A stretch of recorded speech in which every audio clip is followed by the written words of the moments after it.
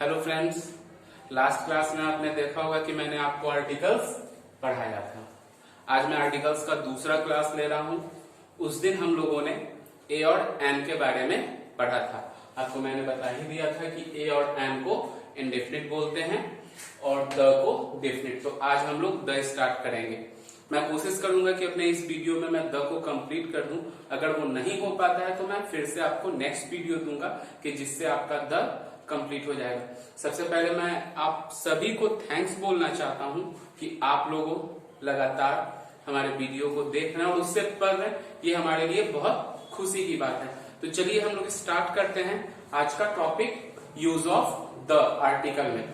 तो सबसे पहले आप यहाँ पे देखिएगा कि मैंने क्या लिखा है। आप देखिएगा यूज ऑफ द को डेफिनिट आर्टिकल क्यों बोला जाता है और ए और एन को इनडेफिनिट क्यों बोला जाता है। इनडेफिनिट कोई निश्चित नहीं हो, लेकिन द निश्चित होता है कि कहां कहां लगेगा, वो आज आपको जानना है। द को क्या बोला जाता है? डेफिनिट आर्टिकल्स, है ना। तो अब स्टार्ट करते हैं यूज ऑफ द। तो देखिए मैंने कुछ यहाँ पे पॉइंट बनाया है, ठीक है। मैंने यहाँ पे कुछ पॉइंट्स बनाया है, उस पॉइंट्स को आपको देखना है। मैंने लिखा है द का प्रयोग सिंगुलर कॉमन नाउन के पहले पूरी जाति का बोध कराने के लिए होता है। आप देख सकते हो और मैं बोल रहा हूं, आप उसको सुनिए।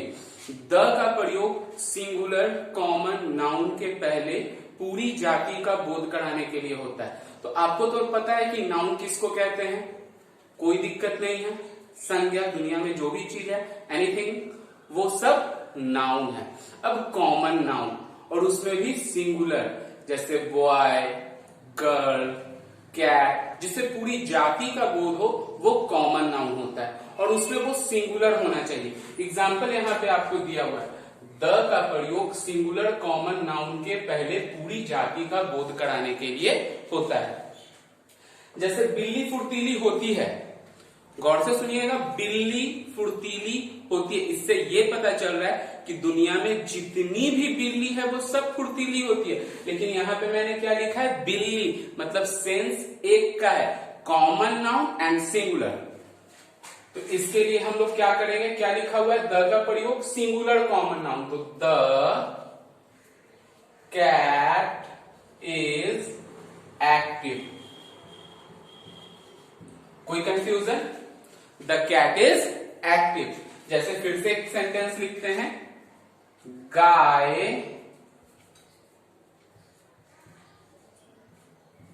सीधी होती है।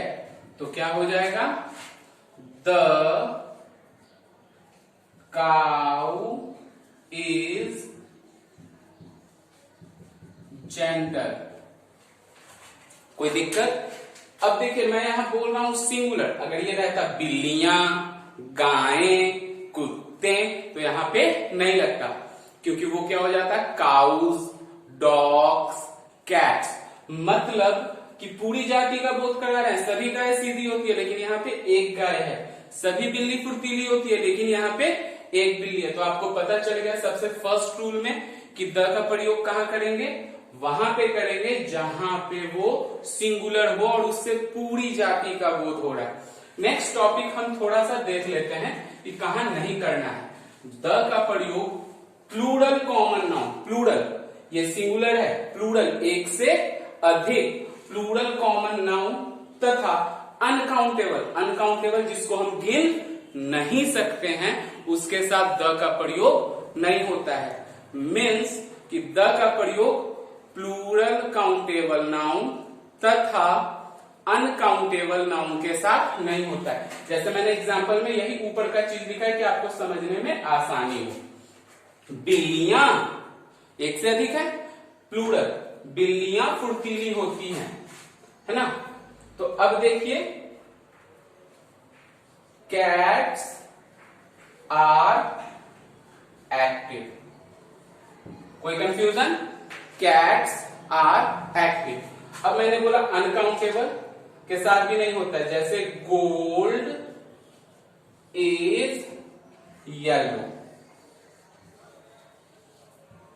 कोई कंफ्यूजन आपको यहां पे नहीं हुआ, मैंने आपको पहले ही बताया था कि कोई कंफ्यूजन यहाँ पे आपको नहीं हुआ। अब सेकंड थिंग्स में हम लोग चलते हैं कि अनकाउंटेबल, जैसे आपको रहेगा पानी साफ होता है, दूध सफेद होता है, तो दूध क्या है? अनकाउंटेबल। दूध को आप गिन सकते हैं? नहीं गिन सकते, तो उसके साथ द नहीं लगाएंगे। पानी को आप गिन सकते हैं? उसके साथ भी द नहीं लगाएंगे।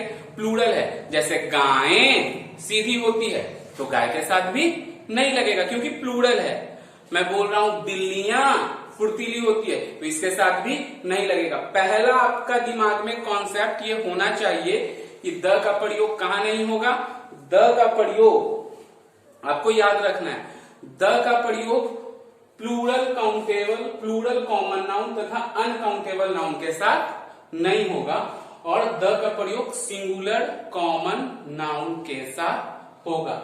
जैसे बिल्ली फुर्तीली होती है, गाय सीधी होती है, माँ दयालु होती है, कोई कंफ्यूजन यहाँ पे नहीं है। अब चलिए जो तीसरा सबसे अहम पॉइंट है, जिसमें मैं बहुत सारा इधर भी आपको एग्जाम्पल समझाऊंगा कि द का प्रयोग उस नाउन के पहले होगा। इस टॉपिक को बहुत अच्छे से सुनना है आपको। द का प्रयोग उस नाउन के पहले होगा जो निश्चित हो, निश्चित, जो खास हो, पूर्व परिचित हो। खास का मतलब आप समझते हैं, पूर्व परिचित का मतलब होता है जिससे वक्ता और श्रोता पहले से जानते हैं। जैसे आप और मैं किसी के बारे में जानता हूं। इस स्थिति में नाउन सिंगुलर हो या प्लूरल हो, मतलब वो एक हो या एक से अधिक हो, काउंटेबल हो या अनकाउंटेबल हो, गिन सकते हैं या नहीं गिन सकते हैं, फिर भी उसके साथ द का प्रयोग होगा, फिर भी उसके साथ द का प्रयोग होगा। अब देखिएगा कि मैं बता रहा हूं, जैसे मैंने यहां लिखा है कि बिल्ली फुर्तीली होती है, इससे पूरी जाति का बोध नहीं हो रहा है, ये खास होगा, पूर्व परिचित होगा। मतलब मैं और आप जानता हूं, मैं बोल रहा हूं बिल्ली फुर्तीली है, और मैं एक सेंटेंस में बोल रहा हूं बिल्ली फुर्तीली होती है, तो ये सभी पे आ गया। बिल्लियां फुर्तीली होती है, सभी पे आ गया। तो इस स्थिति में यहां पे द लगेगा। The cat is active. अब है कि बिल्लियां फुर्तीली होती है, मैंने यहां लिख दिया है कि जिसको वक्ता और श्रोता पहले से जानते हैं, तो उसमें भी द लगेगा। The cats are active. आपको इसमें कंफ्यूजन हो रहा होगा, लेकिन घबराने की बात नहीं, मैं आपको अच्छे से समझाऊंगा इस टॉपिक को। सोना पीला होता है।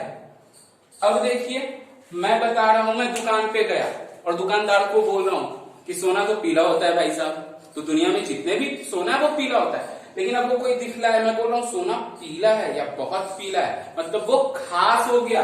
तब इस स्थिति में हम यहाँ पे क्या करेंगे? The gold is yellow. अब देखिए, इस कंफ्यूजन को हम थोड़ा यहाँ पे क्लियर करते हैं।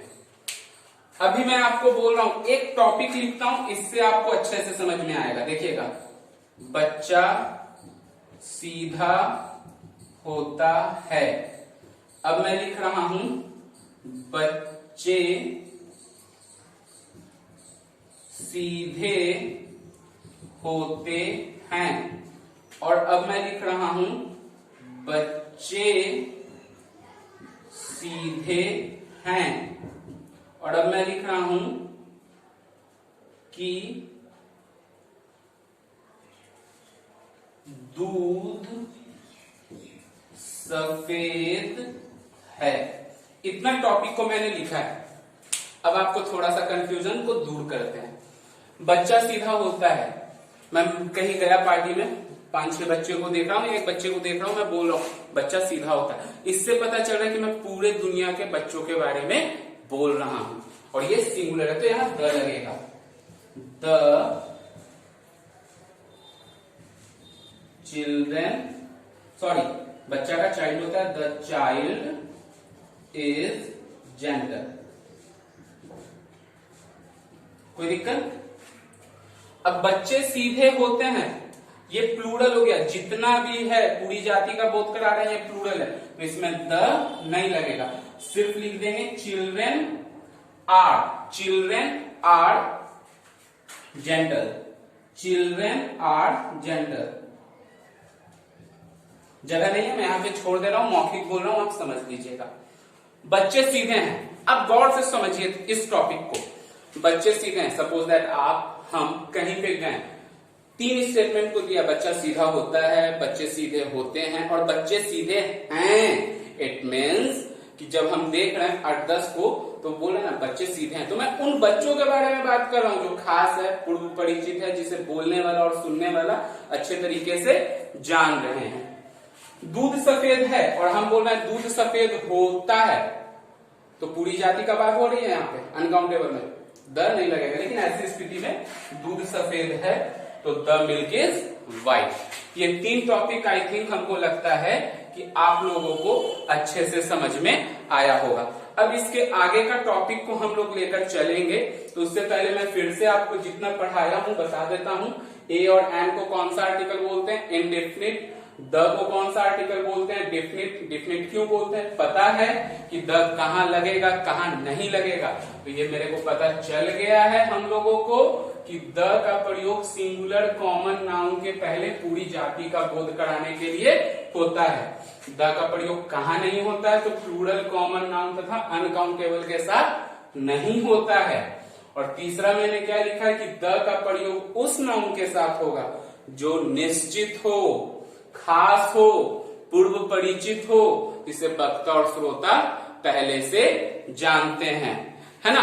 कोई कंफ्यूजन है तो आप हमको उससे पूछ सकते हैं फोन करके, या आप मैसेज करके व्हाट्सएप पे भी पूछ सकते हैं। मेरा व्हाट्सएप नंबर आप सभी को पता होगा ही, तो आप कंफ्यूजन नहीं दीजिए। आप आराम से इस टॉपिक को 1 से 2 बार, बच्चों मैं आपको पहले बता दे रहा हूं, मैं कोई क्लास नहीं ले रहा हूं आपका, मैं बस ये बताना चाह रहा हूं कि आप 2 टाइम्स, मिनिमम 2 टाइम्स आप इसको क्लियर कीजिए।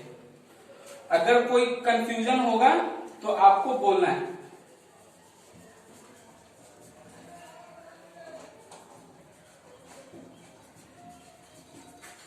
कोई दिक्कत? तो आपको इस चीज को ध्यान रखना है, जितना मैंने बताया है उस चीज को ध्यान रखना है, ठीक है। तो मैंने अभी आपको आर्टिकल का वो पहला जो भी आपको बता रहे थे वो आप देख चुके। आर्टिकल्स के आगे को पॉइंट्स को देखते हैं। तो ये जो पॉइंट्स मैंने लिखा उससे ऊपर आप गौर से देखिएगा, यहाँ पे मैंने क्या लिखा है? Some specific use of the, मतलब ये निश्चित है कि यहाँ पे द लगेगा ही लगेगा। अब आपको मैंने, कुछ लोग बोलेंगे सर आप इंग्लिश के टीचर हो, आपने यहाँ पे समुद्र को सी क्यों नहीं लिखा, जहाज को शिप क्यों नहीं लिखा, महासागर को ओशियन क्यों नहीं लिखा?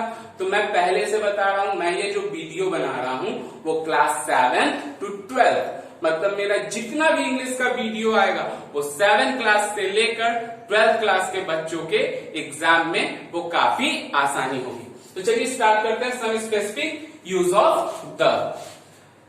समुद्र के नाम के आगे द लगेगा। आप जहां देखिएगा समुद्र का नाम रहेगा, सी लिखा हुआ है, वहां द लगा देना है। जहाज, जैसे रिप्सल पानी का जहाज का नाम है, तो द रिप्सल वॉज अ शिप। रिप्सल एक जहाज था, द रिप्सल वॉज अ शिप। मैं यहां लिखूंगा, पॉइंट्स आपको बना के दूंगा, मैं अभी पहले आपको समझा रहा हूं। महासागर, जैसे प्रशांत महासागर, है ना, उसके आगे द लगेगा। नदी, जैसे गंगा एक लंबी नदी है, यमुना एक लंबी नदी है, ब्रह्मपुत्र एक लंबी नदी है, तो जितने भी नदी के नाम आएंगे सब the Ganga, the Yamuna, the Burhi, the Gandak, इस तरीके से।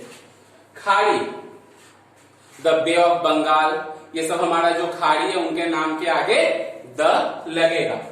महाकाव्य, महाकाव्य का मतलब समझते हैं हमारे जितने भी ग्रंथ हैं, जैसे ग्रंथ में आ गया गीता, कुरान, रामायण, जितने भी ग्रंथ हैं, बाइबल, इन सब के नाम के आगे द लगेगा। जैसे the Gita, the Quran, the Bible, the Ramayana, इन सब के नाम के आगे द लगेगा। कितना इजी लग रहा है आपको? लगता है आर्टिकल्स बहुत हार्ड है।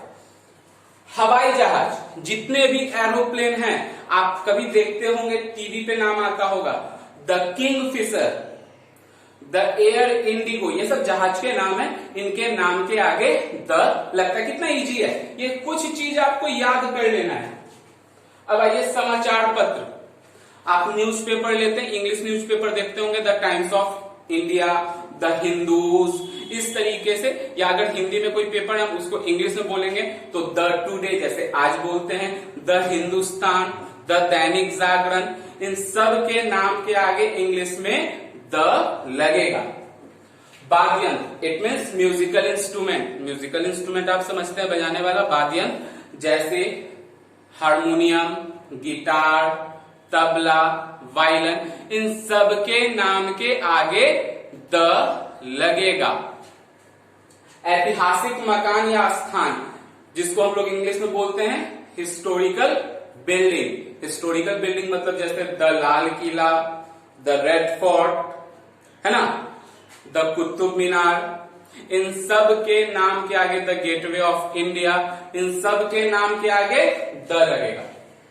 पर्वत श्रेणी, पर्वत श्रेणी मैंने बोला है, जैसे हिमालय एक पर्वत श्रेणी है, और भी जो पर्वत होंगे उन सब के नाम के आगे द लगेगा। मैं अपने वीडियो में बोल रहा हूं, आपको सुनना है। चोटी के नाम के आगे, पिक इट मीन्स चोटी, चोटी के नाम के आगे द नहीं लगता, जैसे माउंट एवरेस्ट लिखा हुआ है तो वहां द नहीं लगेगा, क्योंकि वो हिमालय में नहीं, एक चोटी में आती है। इत्यादि के नाम के आगे बहुत सारे रूल्स हैं, लेकिन मैं जो अभी इंपॉर्टेंट है वो आपको बता रहा हूं, कुछ ट्रांसलेट करके आपको दिखला रहा हूं। जैसे मैं ले लेता हूं नदी का नाम, देखिएगा, गंगा एक लंबी नदी है, कुछ नहीं, गंगा नदी मैंने बोला है ना, तो the Ganga is a long river, कितना इजी है। महाकाव्य, गीता एक महाकाव्य है, तो क्या हो जाएगा, the Gita is an EPIC.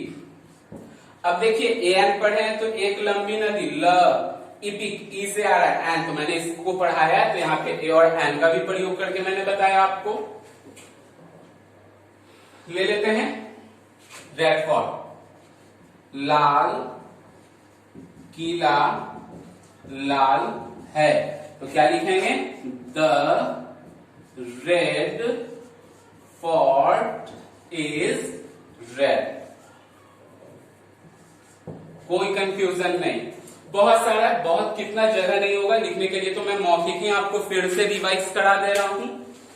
समुद्र, जहाज, महासागर, नदी, खाड़ी, महाकाव्य, हवाई जहाज, समाचार पत्र, वाद्ययंत्र, ऐतिहासिक स्थान, मकान, पर्वत श्रेणी, द्वीपपुंज, मरुभूमि, इन सब के नाम के आगे द लगता है। और उससे भी पहले थोड़ा सा चलते हैं, जो आपको मैंने लिखा हुआ था साफ करके, ये आगे का टॉपिक बताया है यूज ऑफ द का, कि द का प्रयोग सिंगुलर कॉमन नाउन के पहले होता है।